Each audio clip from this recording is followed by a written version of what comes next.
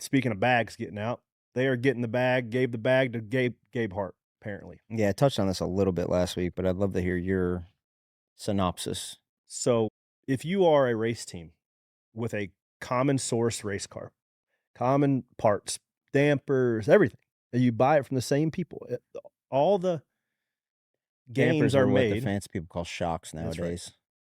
Shock, I don't think shock's like 6 grand a piece or something, and there's about an infinite amount of ways you can build them. And if you had an endless budget, you could go poach somebody from Ford to go get their good ideas. So they went and got Matt McCall from Roush, Brad Keselowski's crew chief, got him on board. Whether or not it was yucky, whether or not that he takes his laptop and plugs a thumb drive in and downloads all the setups, regardless of that, he's bringing all the stuff and knowledge and philosophies that Ford does. Sees the wind tunnel data, sees all the things, right?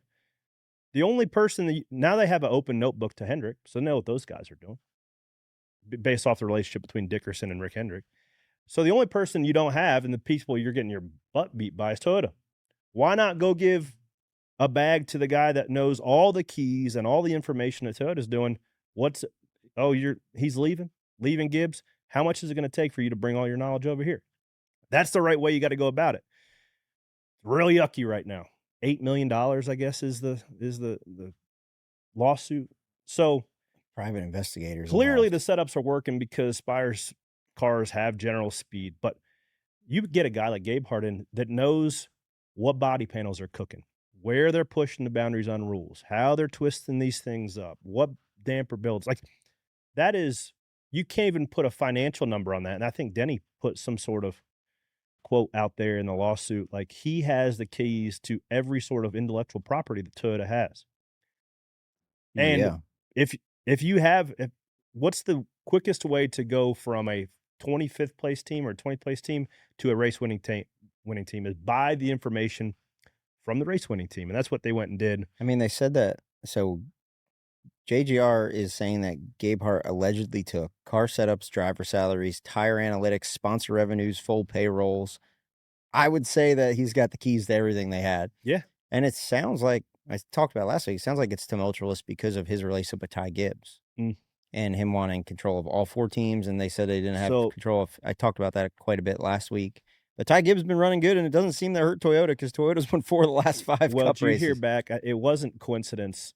Ty's word selection in his post race interview after Phoenix. What'd he say?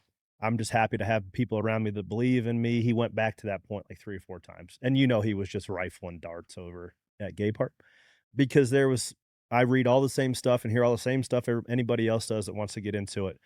But certainly some bad blood there between Gabe Hart and Dude, Ty Gabe Hart Gibbs. was making a lot of money. And then when they asked him to go sit on the pit box for a couple weeks, yeah, it's going to be 25 grand a race. Is that what they said? Yeah. So his contract said, like, yeah, I'll come sit on the pit box. It's going to be 25 grand a race. Know your worth, man. Like, I was like, hey, how are you so mad? Hey, everybody negotiates their own deal. Yeah. But just like anything else, he wanted more control. He wanted all competition decisions to run through him, which I believe he has now at Spire. It's kind of a common law now that, like, these race teams don't steal from each other. So that's where the lines are getting a little blurred. So I don't know. We'll see where it all goes. It's We're not going stealing, it's borrowing without asking. Before we get into these videos, let's talk about pit road real quick. What about it? 20 car pit boss of the week again. Hey. I mean, they are on freaking fire, just crushing everybody's face. I want you to tell me real quick, why is it so easy to speed at Vegas? So there's a hot zone, not the first segment, but the second one. Like because pit road turns, right? So you enter straight, and then right when it starts the first kink, there's like a span of probably 7 boxes that's hot.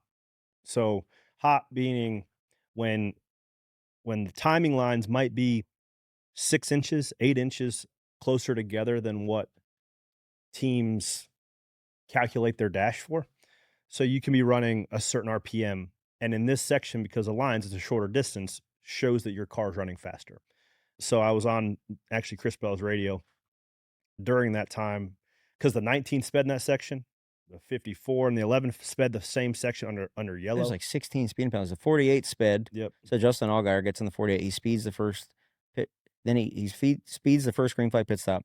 comes back down, speeds again. What? Yeah, under penalty. So, Oh, what's the difference on running pit road times in a cup car with your dash to running pit road times in a O'Reilly's car like Justin's used to? Is the dash much different? Like, what's that look like? Why there's is so that a many thing? variables. See, there's so many variables because you as a driver are just told to run one set of lights. If So the there's lights in an 9 bulbs. O'Reilly's car are the same as the lights in a cup car. No. They're okay. That's what I'm asking. Well, What's there's your a visual cue tack, different? right? There's a tack There's a and tack in the O'Reilly's cars. It doesn't have a digital dash, no.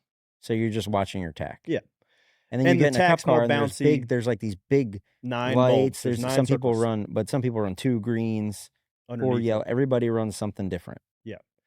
But as a driver, you put full trust into your engineers. Hey, if you run this light, if you run, let's just say there's 9 total bulbs, you run 7 green and 2 red, and you bump the last red, you're not going to speed. You don't know how fast you're going. There's not a speedometer in the car. So it might even be typical driver explanation here. It might be the engineer's fault that the RPMs are too fast in that segment where you needed to be down a light. But if you don't know that until the penalty's already been paid.